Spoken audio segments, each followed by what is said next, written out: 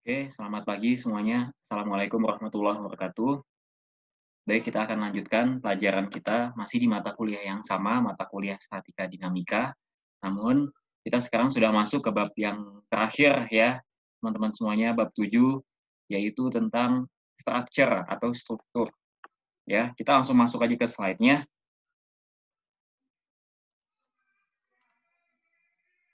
Oke, kita langsung aja masuk ke slide-nya. Ini adalah struktur ya. Eh, Struktur merupakan salah satu dari aplikasi atau pemanfaatan dari mata kuliah kita, statika dinamika, ya, yang mana sebenarnya contohnya tidak hanya yang tertera pada slide aja. Ini kan jembatan nih, contohnya nggak hanya pada jembatan aja, masih banyak kayak misalkan konveyor, ya, tangga, terus apalagi misalkan jembatan pasti, ya, terus bangunan, ya, fondasi dan seterusnya. Namun, yang perlu diketahui dari sebuah structure atau struktur adalah batang penopang, yang mana dalam istilah statika dinamika disebut juga dengan truss, ya, batang penopang. Namun, biasanya dalam dalam struktur bangunan, ya, ataupun mesin atau alat, batang penopang ini tidak hanya satu, tapi ada banyak. Sehingga truss tadi juga bisa disebut dengan trusses. Ya, ini bisa dilihat contohnya pada jembatan, baik jembatan kereta api, jembatan mobil, dan seterusnya. Ini yang di bawah biasa kita lihat di dunia industri, ada konveyor ya, ada konveyor ini sangat kelihatan, di sini ada bantalannya, ya, di sini ada motornya. Nah, ini trassesnya, ini batang penopangnya. Ya, kita lanjutkan kembali. Nah, ini ada di dunia perminyakan atau pertambangan ya, alat distributor, ya, baik batu bara atau apapun menggunakan aplikasi trusses atau batang penopang, ya. Nah, ketika adik-adik dan teman-teman semuanya mengaplikasikan trusses ini, maka ada beberapa asumsi yang perlu difokuskan, ya. Yang pertama adalah setiap batang penopang itu memiliki atau bekerja padanya sistem gaya koplanar, ya. Ini adik-adik perlu perlu diketahui bahwa sistem gaya yang bekerja pada trusses atau batang penopang atau structure adalah sistem gaya koplanar. Koplanar, ya. Koplanar, bukan spasial. Sekali lagi, sistem gaya koplanar. Ya, karena adik-adik tahu sendiri bahwa prinsip utama sistem gaya koplanar adalah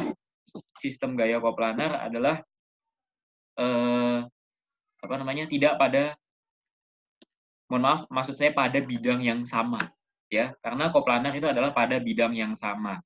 Berat benda, berat benda seperti misalkan kalau di jembatan, berat benda ya diabaikan karena terlalu kecil jika dibandingkan dengan beban. Berat benda misalkan kayak jembatan, ya, itu mobil yang lewat, truk yang lewat dan segala macam. Nah, itu dia hampir diabaikan, ya, hampir diabaikan karena terlalu kecil. Sedangkan beban sendiri adalah, kalau misalkan konveyor adalah bantalan. Kalau misalkan jembatan adalah jalannya, jalan jembatannya, ya, dan seterusnya. Nah, kemudian gaya yang terdapat pada batang penopang ditransmisikan, ya, dari satu bagian ke bagian yang lain melalui pin-pin. Pin itu adalah sambungan dalam bahasa kita. Namun dalam bahasa structure disebut juga dengan pin, ya, sambungan halus yang memegang antara bagian satu dengan bagian yang lain secara sempurna. Kemudian dinamakan batang dua gaya, baik itu tekanan maupun tarikan. Ya, jadi ada tarikan, ada tekanan. Di sini ada macam-macam truss. Ada macam-macam truss. Ya, ini juga termasuk dalam macam-macam truss batang penopang. Ya, ini salah satu contoh gambar pin. Ya, semua batang adalah batang dua gaya. Semua batang adalah batang dua gaya, atau semua pin ini juga bisa disebut dengan batang dua gaya. Memiliki dua gaya, ya, dua gaya tarikan maupun dua gaya sambungan, ya. Semua gaya luar dikenakan pada sambungan engsel. Nah, dalam menyelesaikan permasalahan trusses atau batang penopang pada structure, ya, seringkali menggunakan beberapa metode. Ya, ada metode kesetimbangan simpul, ada metode irisan, ada metode penyelesaian secara grafik. Ya, namun yang paling utama adalah metode yang paling sering dipakai adalah metode kesetimbangan simpul, ya, yang sering dipakai. Ya, namun dalam slide ini, dalam video ini, saya akan coba juga menjelaskan metode irisan. Berisik ah, ya?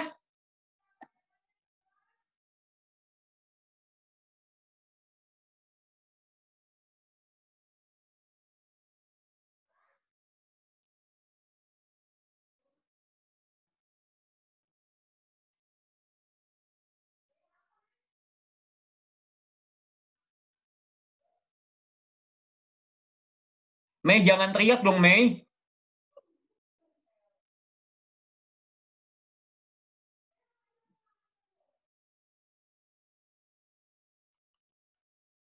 Oke, kita akan lanjutkan lagi ya.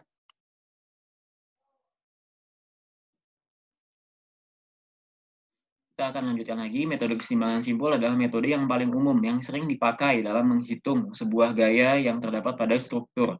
Namun, teman-teman perlu mengetahui bahwa yang perlu yang perlu dilakukan yang perlu dilakukan dalam metode kesetimbangan simpul adalah yang pertama adalah gambarkan free body diagram. Sama seperti cara-cara statika dinamika yang sebelumnya. Maksud dari free body diagram ini adalah adik-adik dan kawan-kawan semua perlu menguraikan semua komponen-komponen gaya yang terdapat pada contoh kasus, ya. Jadi maksud free body diagram ini adalah bentuk uraian dari komponen-komponen gaya tersebut. Yang kedua adalah hitung gaya reaksi pada struktur yang diberikan. Yang ketiga adalah pilih salah satu simpul. Jadi kerjakan simpul yang memiliki jumlah gaya yang tidak diketahui paling sedikit 2, atau mulai dari ujung. Biasanya teman-teman termasuk saya sendiri biasanya memulai menghitung dari ujung, termasuk slide ini, ya, itu diajarkan untuk memulai dari ujung, ya. Karena biasanya di ujung sendiri, di ujung struktur, ya, di ujung struktur itu biasanya simpulnya tidak lebih dari 2. Ini dia kenapa biasanya dimulai dari ujung. Ya, lakukan analisa sigma F sama dengan 0, sigma Fj sama dengan 0. Bukan sigma M, ya, sigma F. Ya, kemudian lanjutkan ke simpul berikutnya sampai selesai. Nah, teman-teman semuanya bisa mengecek gaya pada sigma F sama dengan 0. Ya, kita langsung contoh soal, adik-adik bisa perhatikan beberapa detik.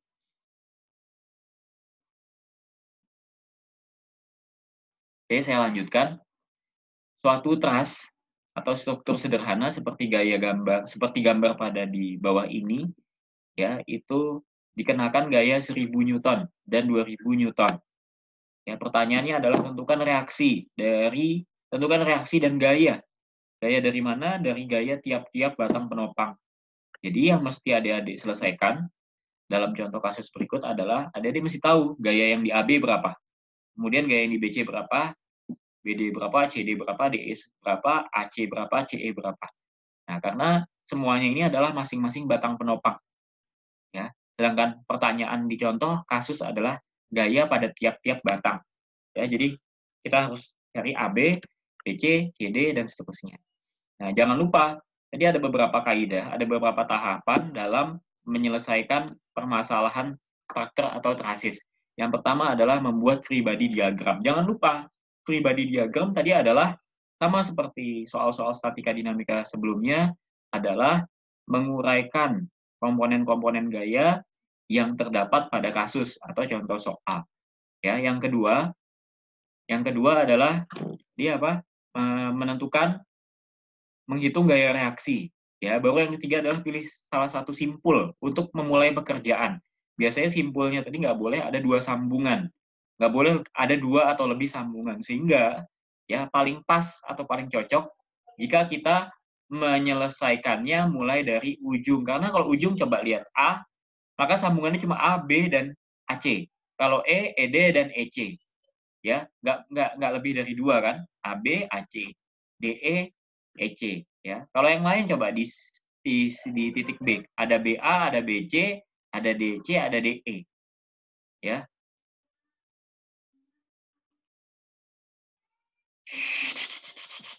Ma, tolong, Ma.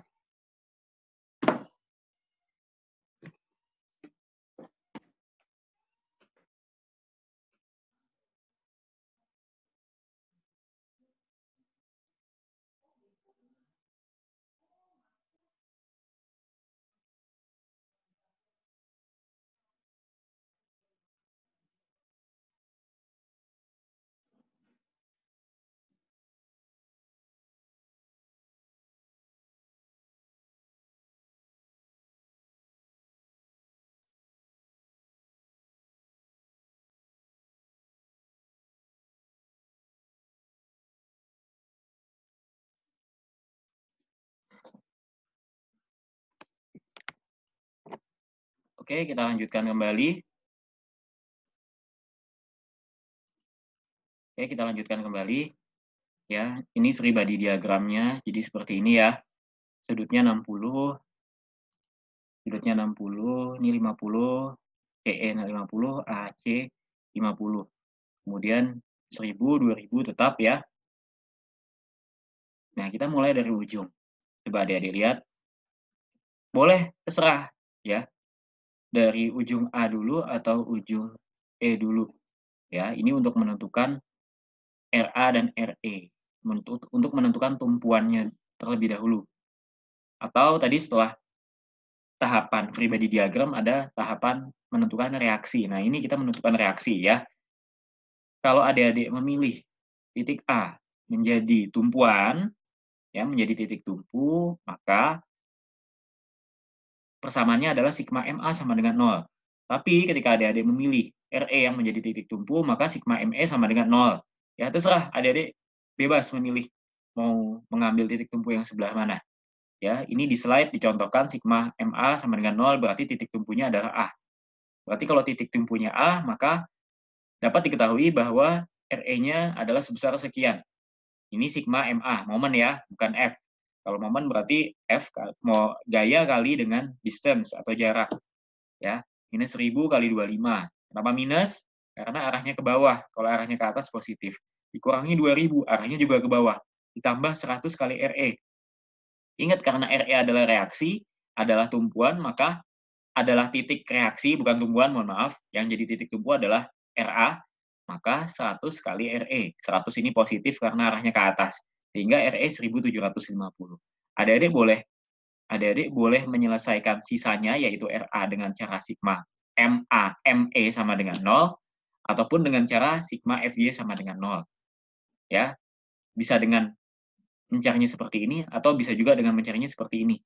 Berarti kalau mencarinya seperti sigma FY sama dengan 0, berarti RA sama dengan 1000 tambah 2000. Yang ke bawah ditotalin berapa, yang ke atas ditotalin berapa. Sehingga selisihnya ada 1250. Sama jawabannya, baik dengan metode ini maupun dengan metode ini. Nah, ini kita baru saja menyelesaikan tahapan kedua, yaitu menentukan gaya reaksi, baik pada RA maupun gaya RE. Tadi yang pertama adalah menentukan free body diagram. Yang kedua adalah menentukan gaya reaksi. Nah, yang ketiga, yang paling panjang adalah yang menentukan gaya tiap-tiap batang penopang. Ya, yang mana dimulai dari ujung. Kenapa kok dari ujung? Karena biasanya yang paling ujung itu tidak lebih dari 2 batang penopang. Ya, oke, kita mulai. Ini hanya sedikit asumsi saja.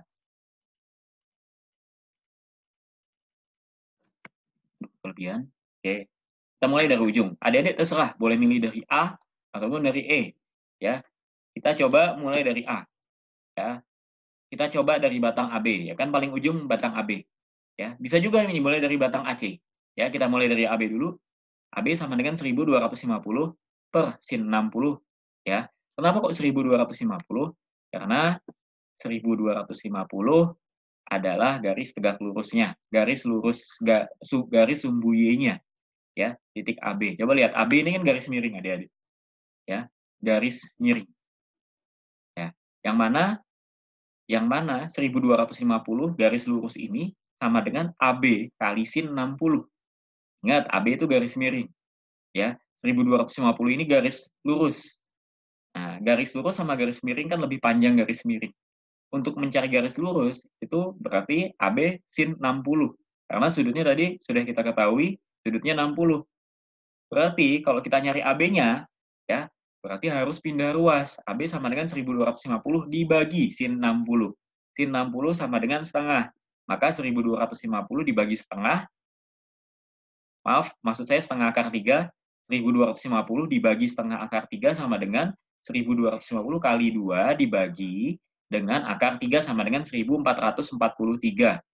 Ya, AB sudah ketahuan, ya. Kita cari nilai gaya batang yang lain. AB sudah oke ya. Kita cari nilai batang yang lain. Sigma Fx sama dengan 0. Ini adalah bantu, gaya bantu. Kenapa kita harus pakai sigma Fx sama dengan 0? Karena yang ingin kita cari adalah AC. Adik-adik coba lihat ini AC ya. Ya, AC ini horizontal atau vertikal? Horizontal, betul. Karena AC horizontal, maka kita carinya dengan melalui Fx. Kecuali kalau AC-nya ini adalah Fy. Kalau AC-nya adalah sumbu Y, maka adik-adik bisa mencarinya dengan sigma Fx, sigma Fy sama dengan 0. Ya, kita lanjutkan, sigma Fx sama dengan 0, maka AC dikurangi AB cos 60. Loh, Pak, kenapa ini AB-nya dikali cos 60, AC-nya tidak dikali cos-cosan atau sinus-sinusan? Karena AB-nya miring. AC-nya sudah horizontal. Maka AB-nya pun kita buat horizontal. Bagaimana cara merubah AB menjadi horizontal? Adalah dengan cara mengkalikan dengan cos 60. Yang mana cos 60 adalah setengah. Ya, AB 1443 kali setengah, ya, kali setengah sama dengan berapa? Sama dengan berapa kali setengah? 7, 2, ya, 722 ya. Ya, sekitar 700-an ya, sehingga 1443 ya, sehingga AC sama dengan 722 Newton. Nah, seperti itu. Oke, kita sekarang udah ketemu AB. AB udah oke, AC sudah oke. Jangan lupa tentukan arahnya. Jangan lupa tentukan arahnya. Ingat, karena RA ini arahnya ke atas, maka AB arahnya ke bawah. Ya. Maka untuk kesetimbangan arah gaya, maka si AC-nya arahnya ke kanan. Ya, karena ingat, mungkin dulu waktu sekolah SMA atau SMP pernah diajarkan bahwa gaya itu sifatnya diteruskan. Sehingga kalau AB diturunkan ke bawah, RA dia ke atas, maka AC ini diteruskan ke samping. Ya, seperti itu. Diteruskan menjauhi titik tumpu. Ya, nanti sebaliknya kalau kita ngomong ke sambungan B, maka AB tadi yang tadinya dari atas menjadi dari bawah. Seperti contoh, coba adik-adik bisa lihat ke saya. Ini saya ada pensil. Pensil tadi, coba lihat. Pensil tadi saya tegakkan ya di tangan kiri saya. Kemudian atasnya saya sanggah pakai tangan kanan saya. Coba lihat. Bagi tangan saya yang di bawah, pensil ini arahnya ke bawah. Berarti kan kalau ke bawah minus. Tapi bagi tangan saya yang di atas, pensil ini arahnya ke atas. Arahnya positif. Nah, kita nggak bisa memilih kedua arah. Kita harus pilih salah satu. Maka ketika kita ngerjain sambungan yang di bawah, pensil ini arahnya ke bawah. Tapi ketika kita sedang mengerjakan sambungan yang di atas, menghitung sambungan yang di atas, berarti pensil ini arahnya ke atas. Nah, seperti itu. Jadi sementara di sambungan A, arah batang penopang adalah ke bawah. Seperti itu. Ya, kita lanjutkan kembali.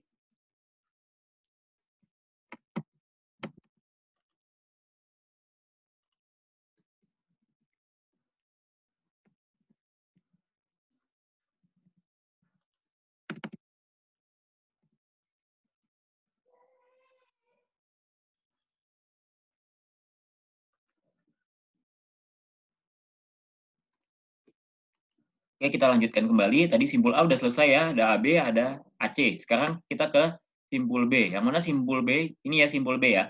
Di simpul B ini ada BC, ada BD, ada BA. Cuma kita nggak menentukan BA karena BA kan sudah ketemu tadi di simpul A. Ya, berarti kita sekarang menentukan BD dan BC. Serah teman-teman mau milih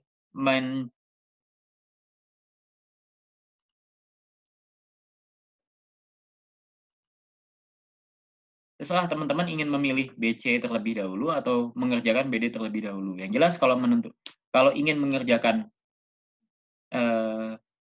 apa namanya BC terlebih dahulu. Kalau ingin mengerjakan BC terlebih dahulu lebih baik ya, lebih diutamakan. Karena untuk mengerjakan BD itu perlu diketahui nilai BC ya. Jadi kita menentukan nilai BC dulu. Yuk.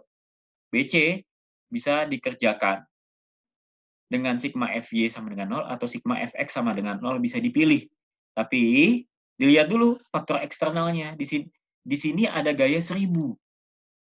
Kena simpul B. Ingat, gaya 1000 ini gaya Y atau gaya X? Gaya Y. Ya. Sehingga kalau misalkan kita kerjakan BC ini dengan Fx sama dengan 0, 1000 ini tidak akan terlihat. Ya, karena 1000 ini gaya Y. Sehingga ya, kita harus mengerjakan dengan sigma Fy sama dengan 0. Sigma Fy sama dengan 0, ya. Fy-nya kita floorkan semua di sini. Kita breakdown mana aja Fy. Fy di sini ada 1443 sin 60. Ya. Terus ada BC sin 60. BC ini ya. Nih, ini AB sin 60, ini AB sin 60. Ya, yang ini BC sin 60, yang ini 1000. Ya. Kenapa nilainya positif yang 1443? Karena arahnya ke atas. BC arahnya ke bawah. Sedangkan 1000 sudah jelas ya di soal arahnya ke bawah. Sehingga dapat diketahui bahwa BC sama dengan 289 Newton. Dan selanjutnya adalah Fx sama dengan 0. Ingat, adik-adik kalau mau mengerjakan Fx, kalau mau mengerjakan Fy, maka Fx juga harus dikerjakan. Fx sama dengan 0, maka di-X-kan semuanya. Ya, AB-nya di-X-kan yang tadi. Ya, berarti nggak sin 60 lagi, tapi cos 60. BD-nya juga di-X-kan. Coba lihat BD. Ya, BD karena kita memang nyarinya BD kan sumbu X. Ya, berarti memang harus sigma Fx sama dengan 0. Ya, maka BD nggak perlu dikosinuskan lagi. Disinuskan lagi nggak perlu. Dikoskan juga nggak perlu. BD tetap aja BD. Kemudian ditambah dengan BC. BC cos 60. Coba lihat BC mana BC. Ya, BC kan ini miring batang penopangnya. Ingat, di balik gaya miring itu terdapat gaya komponen X dan gaya komponen Y. Sehingga BC-nya perlu dikalikan cos 60 untuk menjadi gaya horizontal atau gaya X. Ya, sehingga ini ya. Ini di breakdown ketemu BD sama dengan minus 866. Artinya BD ini ke arah kiri. Ya, artinya BD ini ke arah B. Seperti itu.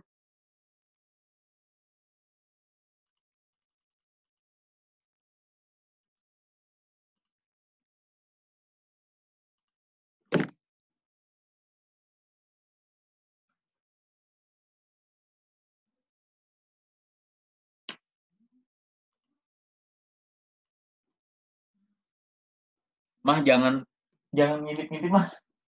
Di YouTube kelihatan atau mah? Itu di ngintip-ngintip di YouTube kelihatan. Lagi bikin itu? Apa? Lagi bikin video? Iya, lagi bikin video. Oh, mana? Ya udah nggak apa-apa. Nggak apa-apa, udah kelihatan di YouTube juga. Nanti biar dilihat sama se-Indonesia. Nggak apa-apa mah, nanti dilihat se-Indonesia si Mama teh. Nggak kelihatan. Mana coba digedein? Tumben Mbak baru bikin sekarang. Get fine. Maunya dibawa ke jendela ya?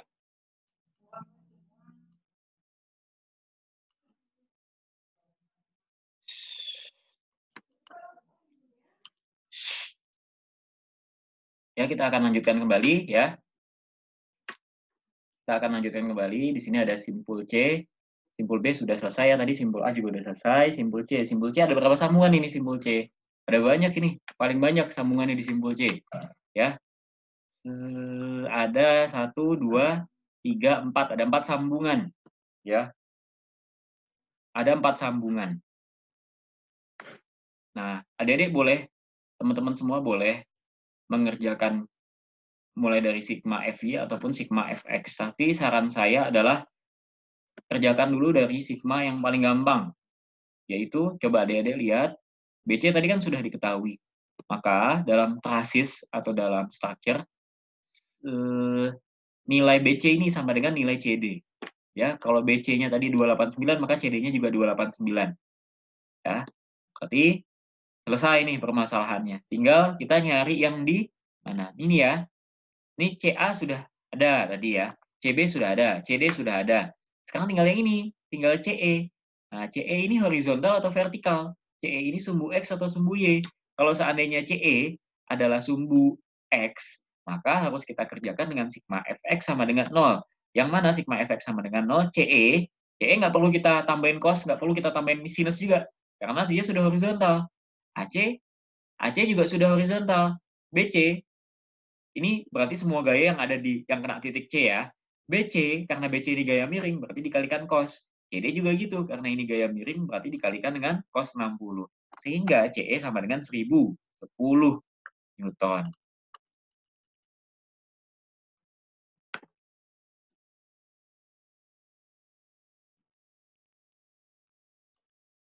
Ya, ini selesai.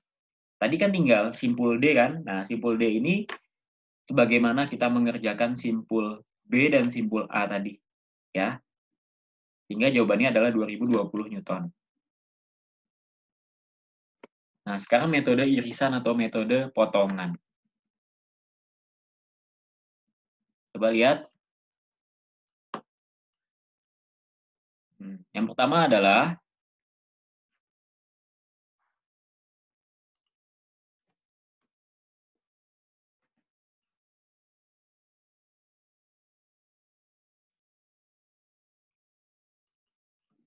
oke, coba lihat. Ini adalah contoh soal. Tentukan reaksi. Selalu tentukan reaksi dan gaya tiap-tiap batang. Ya, jika jarak simpul horizontal adalah 30 cm.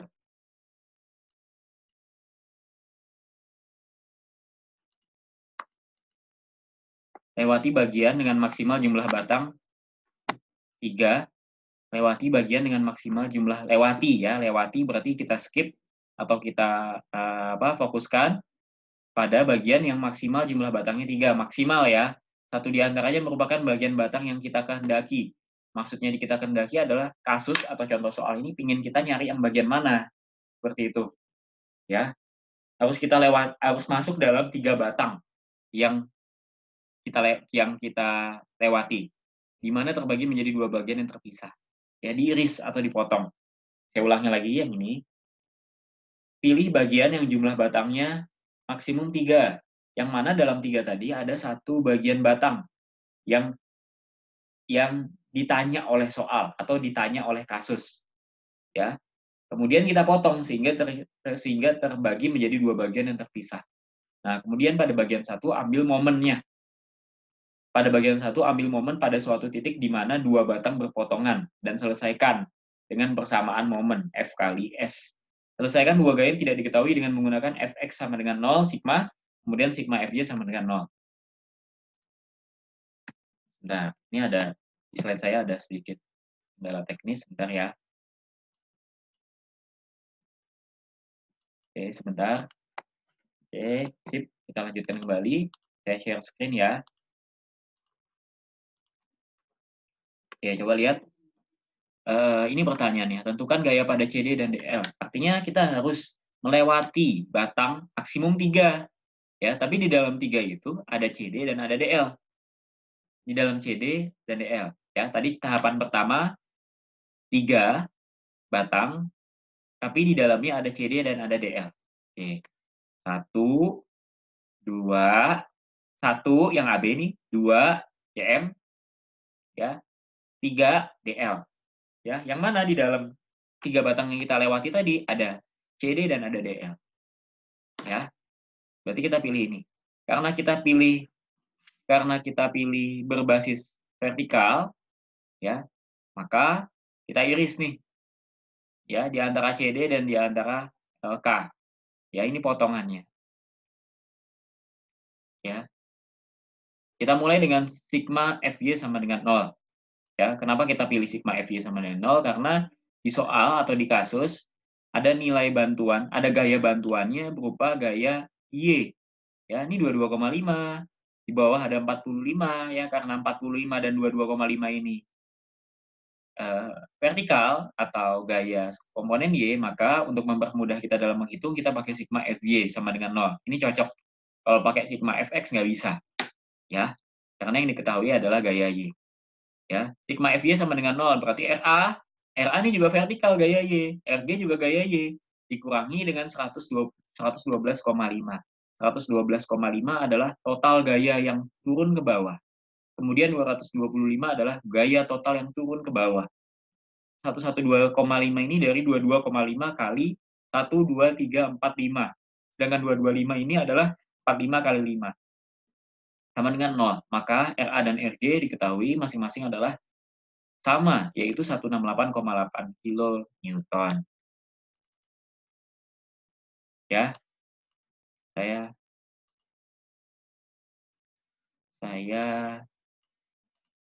coba, ternyata belum di ini ya, ternyata belum di share, belum di full screen.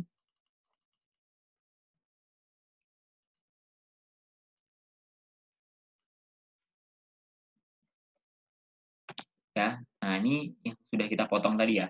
Kan tadi sebelumnya tahapannya adalah kita sudah dapat RA sama RG. Yang mana RA sama dengan RG. RG nggak kita pakai, karena yang kita ambil potongannya adalah di dalam RA tadi. Yang di dalamnya ada RA tadi maksud saya.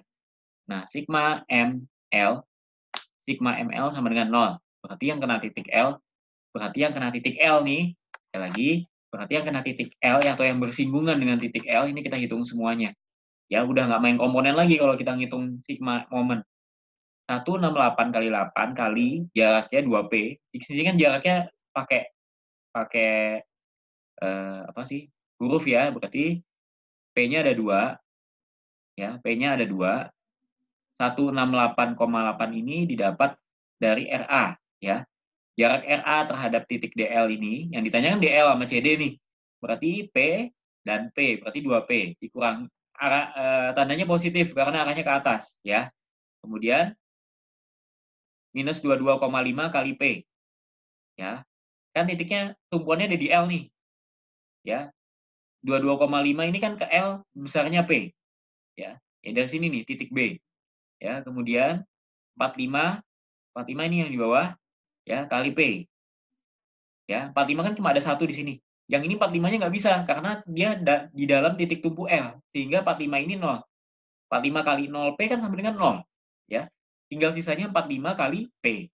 Ingat sekali lagi saya ulang, 45-nya ini cuma punya 1P, karena 45 yang satunya lagi itu tepat berada di titik P. Ya. Sehingga 45 kali 0P kan 0. Tinggal sisanya di sini 45 kali P. Dikurangi CD. Mana CD? CD yang ini ya. CD kali sepertiga, CD kali akar 3 kali P. Kenapa kok akar 3? Karena di sini ada potongannya. Ya, teman-teman tahu semuanya ya bahwa potongan ini kalau kita segitigakan, ya, maka jaraknya itu adalah akar 3 kali akar 3P. Akar 3P itu kan 1P lebih, ya, 1P lebih. Nah, minus ya, arahnya ke bawah, berarti didapat hasilnya CD sama dengan 156 kilonewton. CD-nya sudah ketemu, berarti tinggal satunya lagi, yaitu DL. DL bisa dicari dengan sigma FY sama dengan 0. Kenapa kok sigma FY, Pak? Karena, coba lihat. Kenapa sigma FY? Karena DL ini adalah ya gaya diagonal, gaya miring. Ya, sedangkan gaya bantu yang lainnya itu sifatnya adalah horizontal atau di komponen Y. Sehingga memang lebih tepat kalau studi kasus ini atau contoh soal ini dikerjakan dengan sigma FY sama dengan 0. Ya, sigma FY sama dengan 0, 168. Nggak pakai jarak, karena ini FY bukan momen. Ya, 168 kali 8 tambah DLY. DLY ini yang kita cari, dikurangi 22,5, dikurangi 22,5. Di sini ada 22,5-nya ada 2. Ya, dikurangi 45-nya juga ada 2. Ya, semuanya minus. Berarti arah gayanya ke bawah, DL-nya ke atas, 168 juga ke atas. Berarti DLY sama dengan minus 33,8. Nah, ingat, ini bukan DL, ini DLY. Ya, sedangkan di soal tadi menginginkan kita untuk menentukan DL aja, bukan DL komponen Y, sehingga DL komponen Y ini perlu dijadikan DL. Ya, dengan pakai nilai istimewa atau sudut istimewa. Ya, kalau DL setengah, kalau DLY ini setengah akar 3, maksud saya seper akar 3, DLX-nya ini 1, maka dapat diketahui bahwa DL-nya, ini rumus perbandingan ya, bahwa dapat diketahui bahwa DL-nya adalah 39 kilonewton. DL arahnya ke atas. DL arahnya ke atas. Jadi, tandanya adalah positif. Ya, ini contoh soal untuk adik-adik dan teman-teman kerjakan di rumah. Oke, demikian yang bisa saya sampaikan. Teman-teman dan adik-adik semuanya jangan sungkan, jangan segan. Jika ada yang perlu ditanyakan, bisa konsultasi kepada kami, tim dosen mata kuliah Statika Dinamika.